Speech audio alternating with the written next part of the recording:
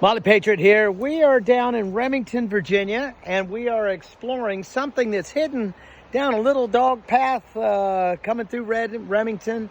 And I thought, well, the sign said dead end, and never one to lose the exploitation of a dead end.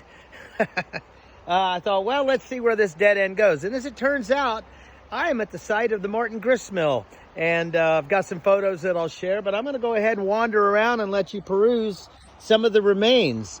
Expected, I think they said 1801 when it was built. You've got your concrete and all here. Then you've also got some of these other structures. Very interesting. Boy, that looks like a place where an axle would have gone on a something or other. Very nice. Mixture of concrete and stone. Looks like this guy was under constant repair. We all know what happens when the Rappahannock gets an attitude.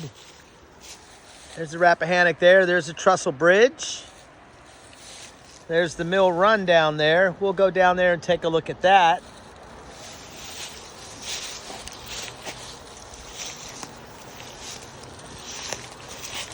Ah, here we go. Money. The old stonework. Love it. Love it. Yeah, all tumbled down. Remains of the old chimney hiding back up in there. Or something, who knows? But, of course, it's not like me to take the safe path. What fun is there in that?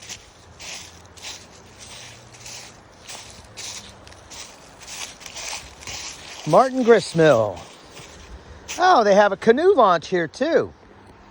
Boy, wouldn't it be nice if Orange County would take the time to do this? They could have done this on the Sisson property. Deaf ears. So this is a canoe launch. And what a nice usage of a historical site. Let's go over here.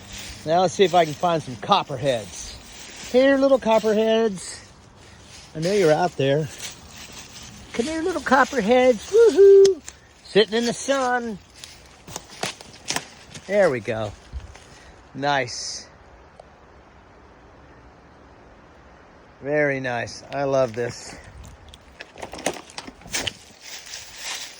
Oh, wow. Stone-built bank. 1801. Well, this is newer than 1801, but you can see. Definitely a staple of commerce. Yeah, substantial. Now, this is one of those wonderful moments like when we were kids. Every cartoon we ever watched was always this great fear of quicksand. You've seen the meme. Never turned out to be quite the problem everybody would have had us believe. Old grist mill or old train. There it is, quicksand right there. Watch out. Ah. Yeah, I hope you guys are enjoying this. More of this structure. We're gonna go up top. Okay, here we go. Very nice. Wow.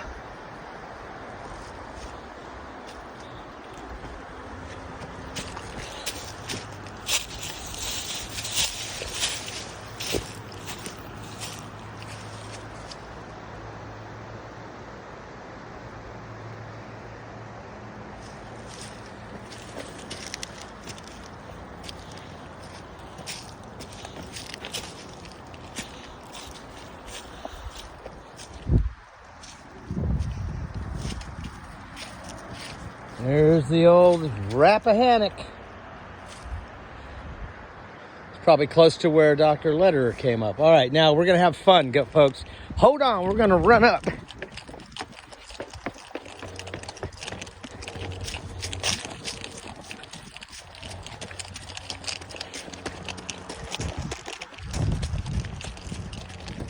And we're going to read a sign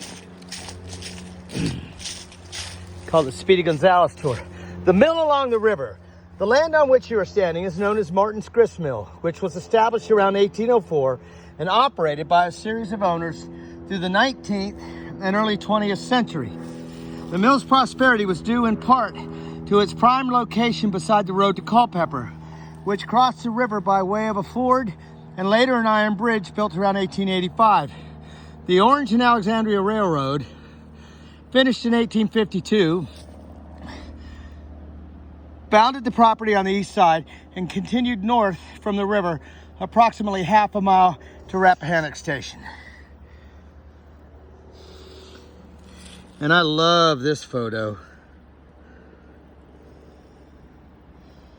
These are real people, folks.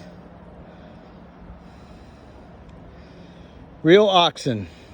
I like that oxen. What the hell are you looking at, says the oxen. This oxen says, I've been doing this way too long. This guy over here going, shut up, oxen, and do your job. Anyway, August 19, 1862, Timothy O'Sullivan took this picture, 1862, then titled, Fugitive Negroes Fording the Rappahannock During Pope's Retreat, about 200 yards downstream of Martin's Mill at Cow's Ford as the Federal Army retreated from Culpeper County. Martin's Mill, the miller's house, and the railroad bridge can be seen in the background. This well-known image captures a profound and significant act as it was occurring. Freedom seekers emancipating themselves and on their journey to an uncertain future. That's amazing. All right, Molly Patriot, there's your history for the day. So I would highly recommend a trip to the Rappahannock River up here in Remington, Virginia. And who knew? Nice little park. Heck, they've even got an outhouse. Can you believe it? Don's John, whatever it is. Bob's Don. Somebody's John. But he even got a nice boat launch. So, as usual, Central Virginia has so much to offer.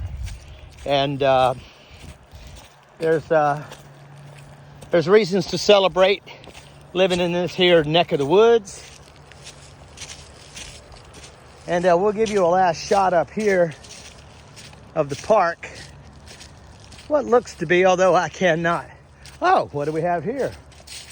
Why, Lordy be, a millstone. A beautiful millstone. Oh, this is interesting. A mixture of quartz and what have you. Very nice. Of course, here's another picture of the mill.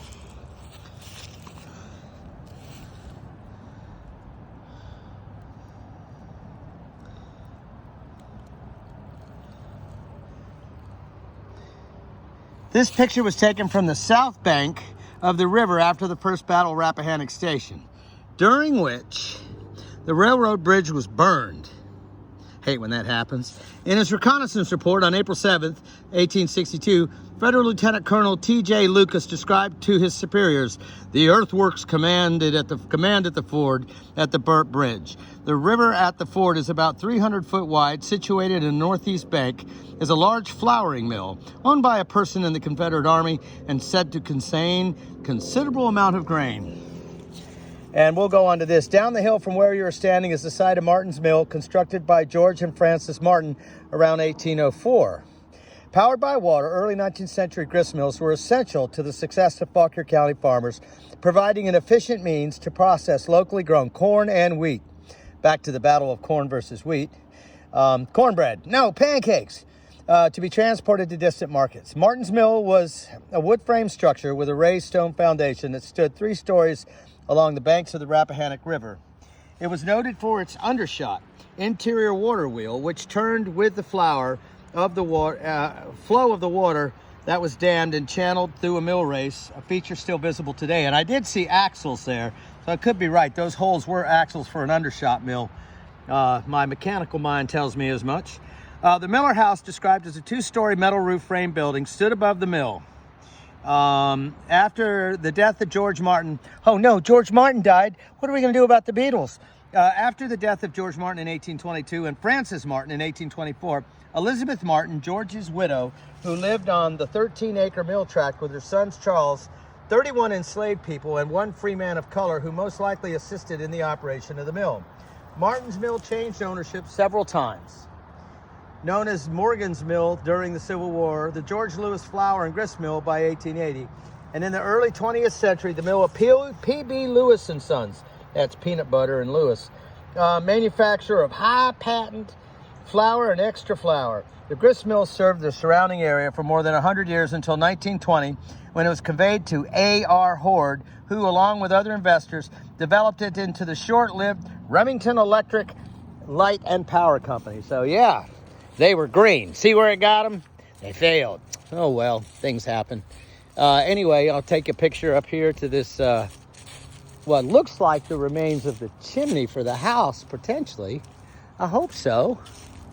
I know it's something. Oh, this is lovely. Oh yeah, looky here. I know there's not any snakes living in here. Not. Come, little copperheads. Woohoo! Yeah, stone. Very nice. Well, there you go. Nice. Well, Motley Patriot bringing you Virginia history in a very undignified manner. But I think the facts still get through, and hopefully you'll be curious enough to come out to Remington, Virginia, and take a look at this magnificent mill. And as a final parting shot, I did notice when I came in that there was a beautiful fence. Well, what's left of it. I think you'll appreciate it.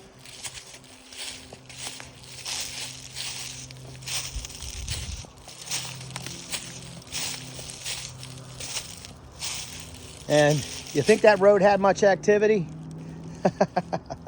I don't know if you can tell, but that's every bit of a 10-foot swale, 12-foot swale going through there. Many a wagon wheel doth goeth down that road. Anyway, there's the outhouse. In case you come out, folks, come on out. Have a good time. Motley Patriot. Peace out.